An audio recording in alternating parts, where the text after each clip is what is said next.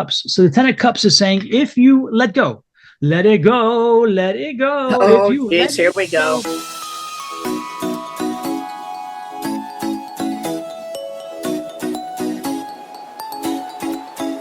All right. Hello there, Aries. I'm Bonnie Morris, and that's Don Rumor Rivera next to me, and we are Cards and Constellations.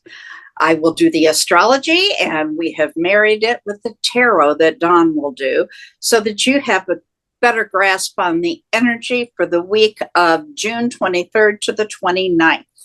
Now, we're going to start off with the moon. The moon's in the beginning of the week is in Gemini. And on the 25th, we're going to have a new moon. The new moon means you need to set some intentions. What is it you want to work on for the next 2.5 years? So be detailed, write it down, put it away where you can touch it every day and work on it. We have the moon moving into Cancer after the new moon. And on Friday, the 27th, it will go into the sign of Leo. Sunday, the 29th, it will move into Virgo. Now, the big thing this week are the void of course times. We have one very big one. I want to review. When it's in a void of course status, do not start any projects at all. Look at my face. Don't do it. No, don't do it. No. Whatever, if you were to start a project during a void, it will fall apart and you'll have to redo it. More than willing to try, let me know, because everybody else always comes to me and says, hey, you're right, it did. So don't start anything new. Finish up stuff, okay? We all have projects to finish. So finish it up, rest. Rest is really important. So beginning on the 23rd at 1:25 a.m. Mountain Standard Time, all the way until 8:44 on the 24th. That's almost 48 hours. Okay, that's a huge void. I can't remember the last time we've had a void that big. Really huge. Then the moon goes into Cancer.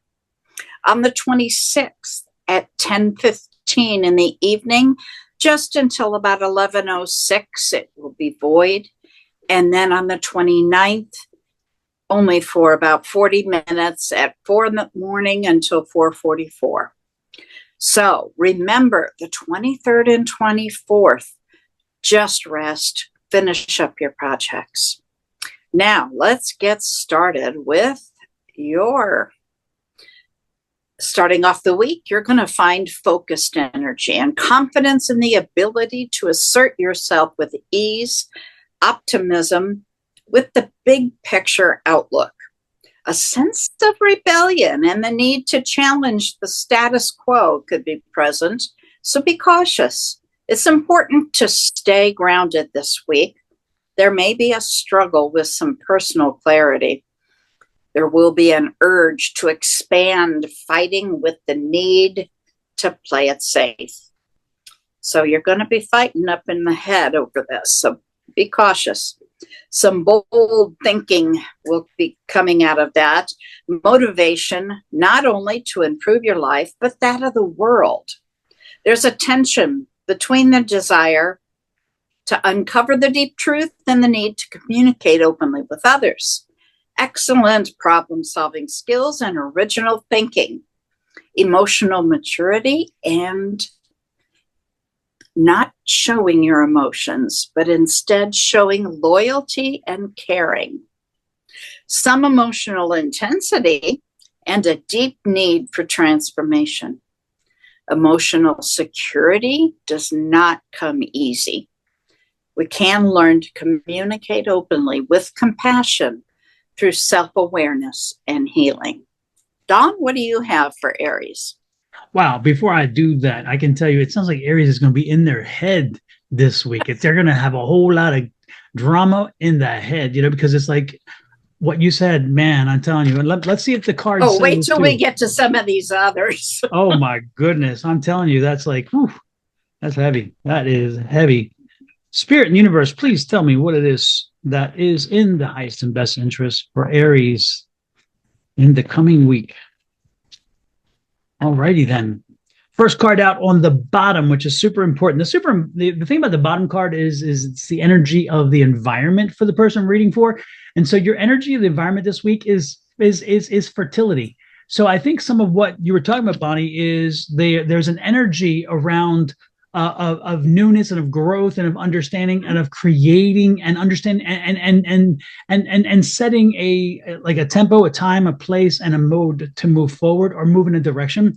So this kind of coincides with what you're saying, because again, you've got to do the work in here first and put it all together before then you can put the plans down in place. So there's a whole lot of fertility energy. And also if you don't want to get pregnant, and this could also be that, because this is the lots of pregnancy in the air card. So if you don't want another baby, wrap it before you pack it, or do whatever.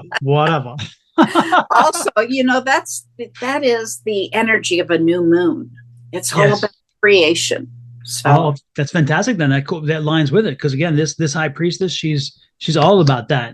So now your energy specific, and this is, oh my gosh. You talk about a perfect card to tie in your astrology.